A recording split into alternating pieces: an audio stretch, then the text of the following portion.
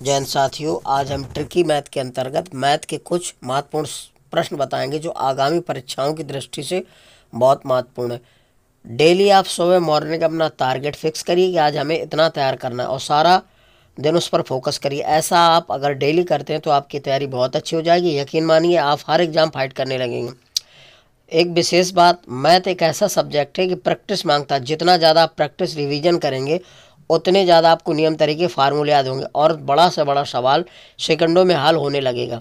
ठीक है, इसीलिए हम कहते हैं कर दिखाओ कुछ ऐसा कि सब करना चाहें आप जैसा। अब देखिए पहला सवाल कह रहा है, निम्नलिखित आकृति में आयतों की कुल संख्या क्या है। तो ये ध्यान रखिए कि ट्रिक बता रहे हैं हम।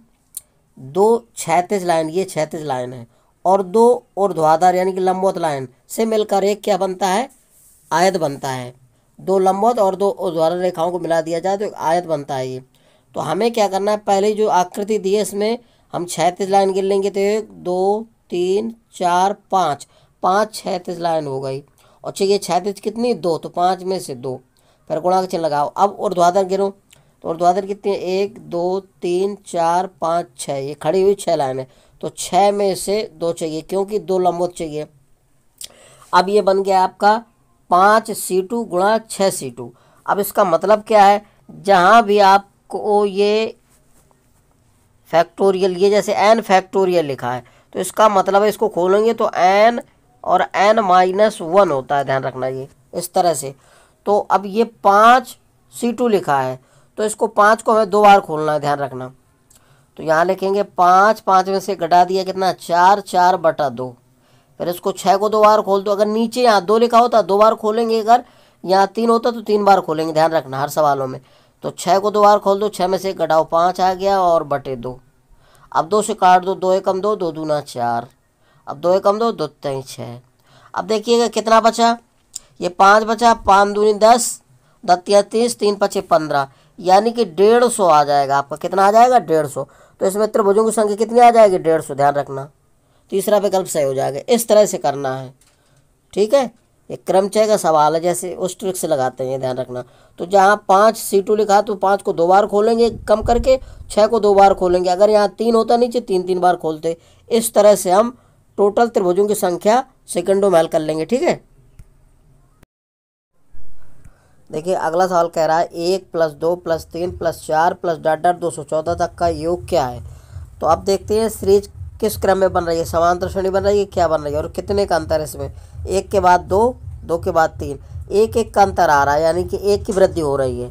तो इसमें समान अंतर है, ठीक है। जब समान अंतर हो तो इसकी ट्रिक होती है, ध्यान रखना, n+1/2, n गुणा कोष्टक में n+1/2 होता है, ध्यान रखना। अब यहाँ n का मान कितना है, यानी कि 1 से लेकर 214, यानी कि 214 पद है इसमें। कितनी संख्या है, 214। अब इस ट्रिक में रख दो, क्या होता है, n गुणा n+1/2, n का मान 214, 214 गुणे 214 में 1 जोड़ो 215/2। अब 2 से काट दो, 2 कम 2, 2 7 14, 107, 107 गुणे 215। अब इनका आपस में क्या करेंगे, आप गुणा कर देंगे।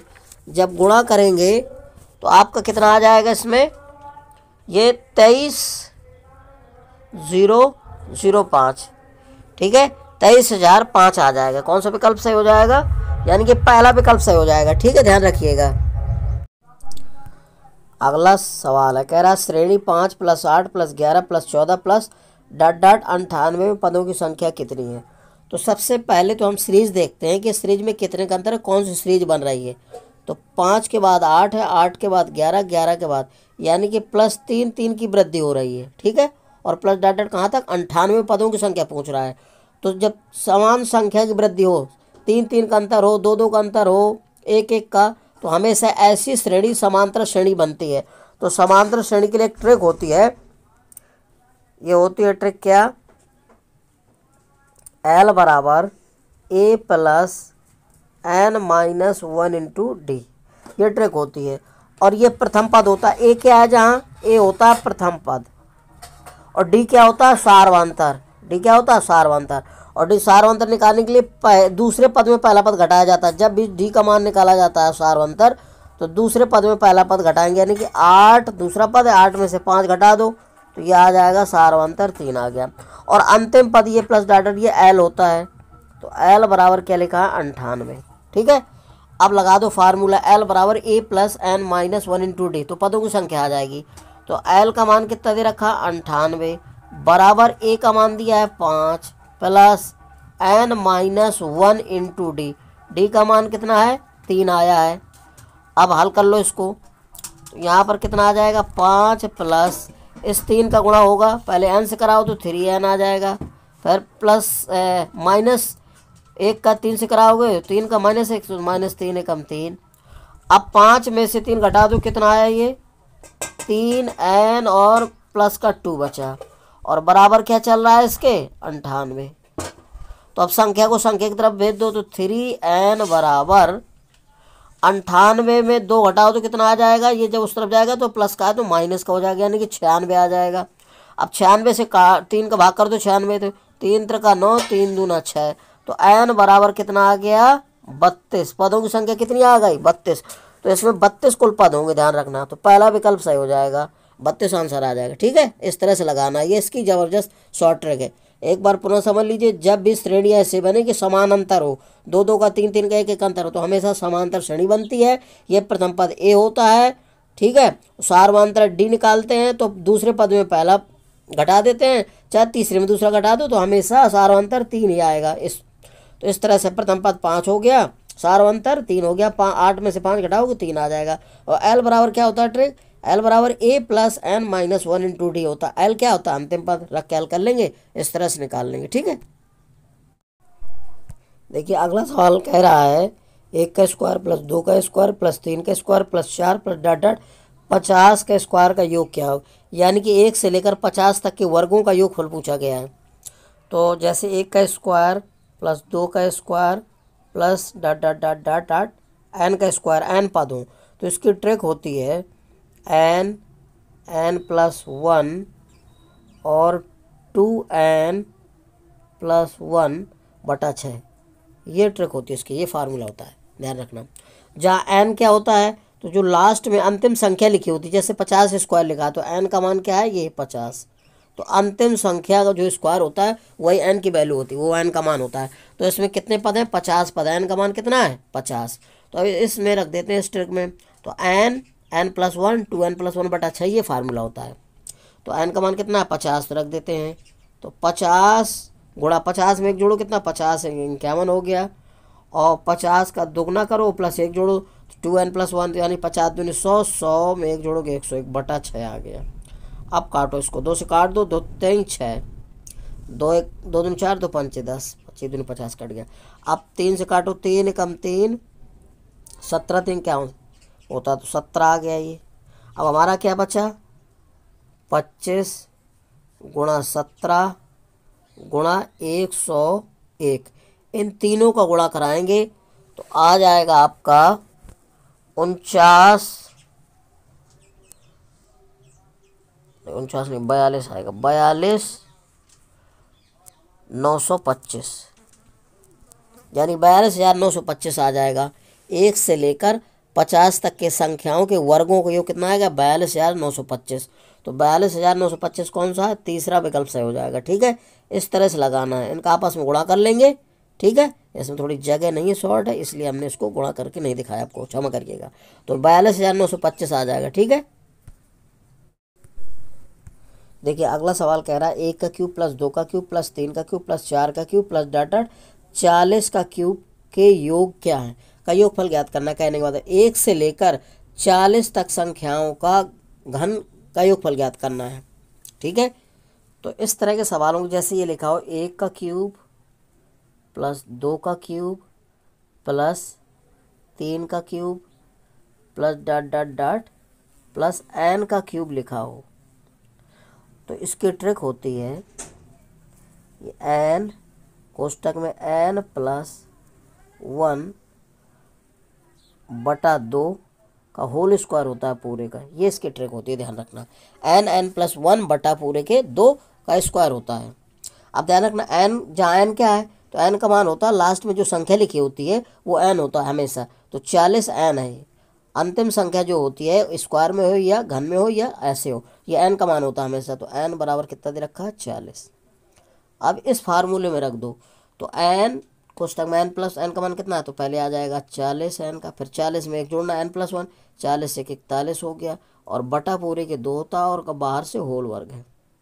अब 2 से काट दो, 2 दूना 4, यानी कि कितना आ जाएगा 20 गुणा 41 बचा, बराबर क्या हो जाएगा 20 को 2 बार खोलो, क्योंकि किसी संख्या में जितनी घात होती है उसका उतनी बार गुणा करते हैं। तो 20 गुणा 41 का होल स्क्वायर है, तो यह आ जाएगा 20 गुणा 20 और 41 गुणा 41। अब इसको हल कर लो, 20 गुणा 20 कितना हो गया 400 गुणा 41 करोगे तो 1681 आएगा। अब 4 का गुणा कर दो, 2 जीरो बढ़ा दो, तो 4 एकम 4, 4 8 32, 4 6 24, 24 3 27 और 4 2 6 आ गया। और हासिल कितने 2 जीरो है, सॉरी 2 जीरो बढ़ा देंगे, यानी कि यह 6,72,400 आ जाएगा। 6,72,400 कहाँ दिया है, ये दिया है, दूसरा विकल्प सही हो जाएगा। इस तरह से लगाना है इसको, ठीक है। तो कितना आ जाएगा, दूसरा विकल्प आ जाएगा 6,72,400, ठीक है, ध्यान रखिएगा। अगला सवाल है, कह रहा है 1, -2, 4, -8 डॉट डॉट का 10वां पद है। 10वां पद क्या होगा। तो सबसे पहले तो हम ये देखेंगे सीरीज कौन सी बन रही है, समांतर श्रेणी बन रही है कि गुणोत्तर श्रेणी बन रही है। तो देखिए यहाँ लिखा है 1, 1 के बाद -2, 2 के बाद 4 और -8 लिखा है। तो ये समांतर श्रेणी तो बन नहीं रहा, क्योंकि समान अंतर है नहीं इसमें, ठीक है। अगर -2 में 1 घटाओगे तो -3 हो जाएगा, 4 में से -2 घटाओगे ऋण 6 हो जाएगा, तो बराबर समान अंतर आने हैं। तो अब देखते हैं गुणोत्तर श्रेणी। तो गुणोत्तर श्रेणी के लिए नियम क्या होता है कि पहली संख्या का भाग दूसरी में करेंगे। तो -2 में अगर भाग करते हैं 1 का तो -2 आएगा। अब 4 में अगर -2 का भाग करेंगे तो 2 दूना 4, तब भी -2 आ रहा है, यानी कि सार अनुपात जो होता है बराबर आ रहा है, 2-2 आ रहा है। पहली का भाग दूसरी में करो, दूसरी का भाग तीसरी में करो, तीसरी का भाग चौथी में करो। अगर समान भाग देने पर समान संख्या आती है तो वो हमेशा कौन सी गुणोत्तर श्रेणी होती है, जीपी में होती है। कौन सी गुणोत्तर श्रेणी होती है, ध्यान रखना।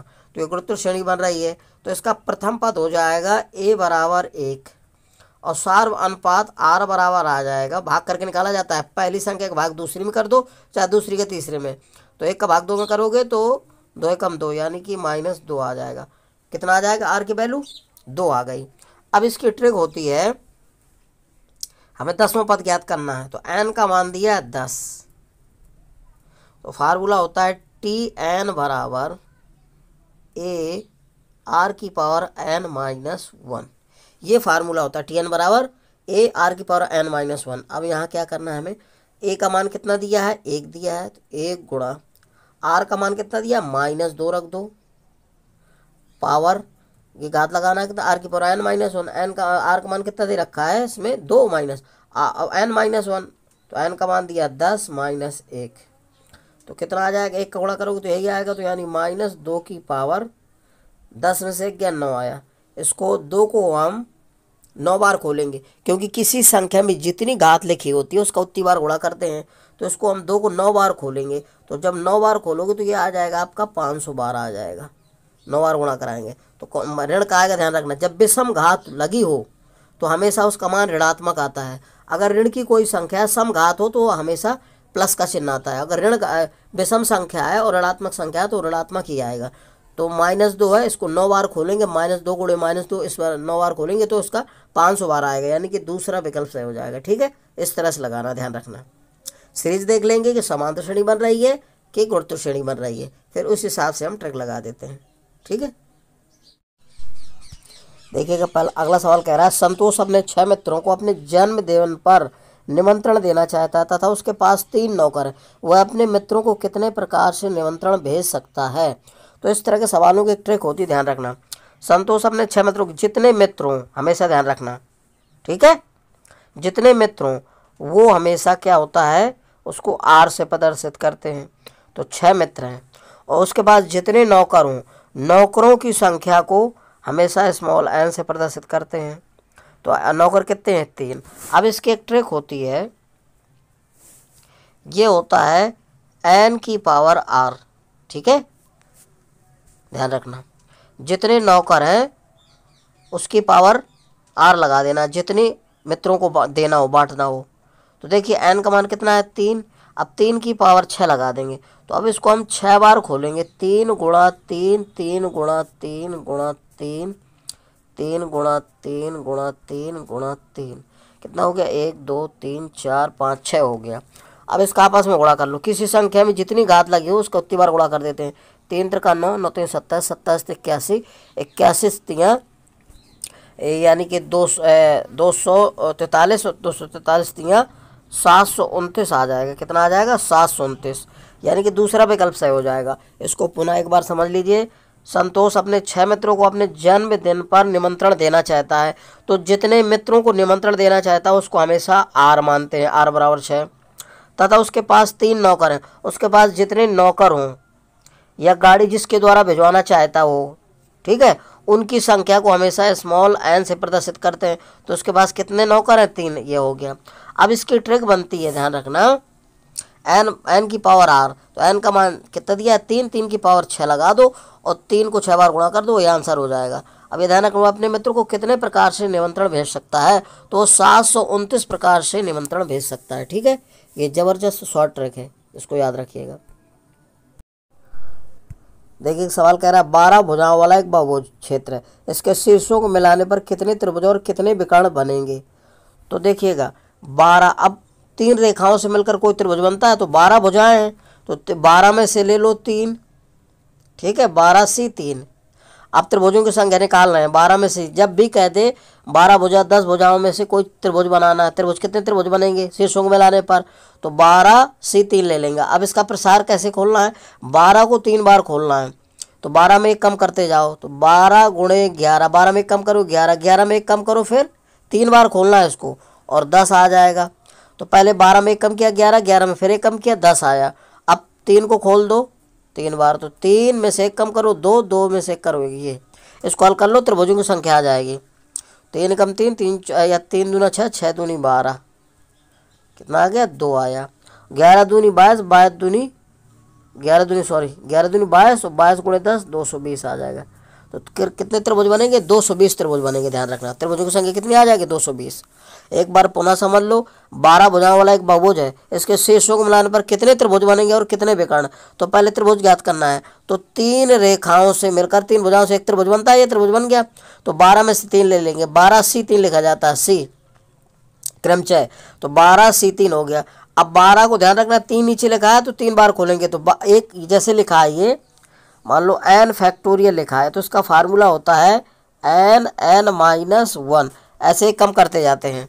तो 12 में से कम करोगे 11, पहले 12 लिख देंगे, फिर 12 में से घटाओ 11, फिर 11 में से कम करो, ऐसे खोल देंगे 3 बार, क्योंकि 3 लिखा है तो 3 बार, 12 1 2 3 बार हो गया। 11 में से एक कम करोगे 10 आ जाएगा। अब 3 को 3 बार खोल दो, 3 में से एक कम करो 2, 2 में से कम, ये खुल गया। अब 3 दूना 6, 6 दूनी 12, 11 दूनी 22, 22 गुणे 10 करोगे 220। तो त्रिभुजों की संख्या कितनी आ गई 220 आ गए। अब हमें विकर्ण कितने बनेंगे, विकर्णों की संख्या, तो इसकी ट्रिक होती है, विकर्णों की संख्या बराबर होता है n-3 और बटा 2 होता है। ठीक है, तो n का मान कितना, भुजाएं कितनी है 12, तो n का मान होता है भुजाएं जितनी दी हों, तो 12 गुणा 12 में 3 घटाओ तो 9 आ जाएगा, बटा कितना आ जाएगा 2, 2 एकम 2 तो छक्का 12, 6, 6 गुणे 9 कर दो 6 नाम 54। तो विकर्णों की संख्या कितनी आ जाएगी, विकर्ण आ जाएंगे आपके 54 विकर्ण होंगे और 220 त्रिभुज बनेंगे। ध्यान रखना इस सवाल में विकर्णों की संख्या कितनी आएगी 54 और त्रिभुज बनेंगे 220। ठीक है दोस्तों, यदि मेरा वीडियो आपको अच्छा लगा है तो मेरे वीडियो को लाइक और सब्सक्राइब करिए। जय हिंद। सवाल है log 7 आधार पर 1/49 निम्नलिखित में किसके बराबर है। तो इसकी ट्रिक होती है log m की पावर अगर n के रूप में लिखा है तो ये n जो घात होती है आगे पहुंच जाती है, n log m आ जाएगा। ध्यान रखना, और log a आधार पर a अगर बराबर है दोनों ऊपर नीचे तो इसका मान 1 होता है हमेशा। अब इसको हल करेंगे सवाल को, log 7 आधार पर 49 के बाद फैक्टर करके 7 की पावर बना लो, 7 7 की पावर 2 आ गया। अब नीचे से ऊपर ले जाओगे घात को तो ऋणात्मक हो जाएगी, 7 की पावर -2। अब ये बन गया सूत्र m की पावर n, तो n आगे आ जाएगी यानी कि -2 घात आ जाएगी। और log 7 आधार पर 7 तो इसका मान 1 होता है, तो जब -2 का गुणा कराएंगे 1 से तो 2 ही आ जाएगी, यानी कि -2 आ जाएगा, तीसरा विकल्प सही हो जाएगा। मेरे वीडियो को लाइक और सब्सक्राइब करिए। जय हिंद। देखिएगा पहला सवाल कह रहा है 2,1,1, 1.5, 3, 7.5, आगे क्वेश्चन मार्क। तो इस क्वेश्चन मार्क की कौन सी संख्या आएगी? तो अगर हम पहली संख्या 2 में 0.5 का गुणा कर देंगे तो 1 आएगा। 1 में 1 का गुणा कर दोगे तो पहले में भी 0.5, फिर 1, 1 के बाद 1.5, फिर 2, फिर 3, ऐसे गुणा करते हैं। तो लास्ट में हमें क्या करना है, 7.5 में 3 का गुणा कर देंगे तो 3×5 = 15, 7×1 = 22, तो 22.5 आ जाएगा। तीसरा विकल्प सही हो जाएगा। यानी कि सीरीज क्या बन गई इसकी, 0.5, फिर 1 का, फिर 1.5 का, फिर 2 का, फिर 3 का, ऐसी ये सीरीज बन रही है। ठीक है, पहले संख्या में 0.5 का, फिर 1 का, फिर 1.5 का, फिर 2 का, फिर 3 का, ऐसे गुणा कराते हैं तो ये संख्या प्राप्त हो जाएगी। तीसरा विकल्प। ठीक है, मेरे वीडियो को लाइक और सब्सक्राइब करिए।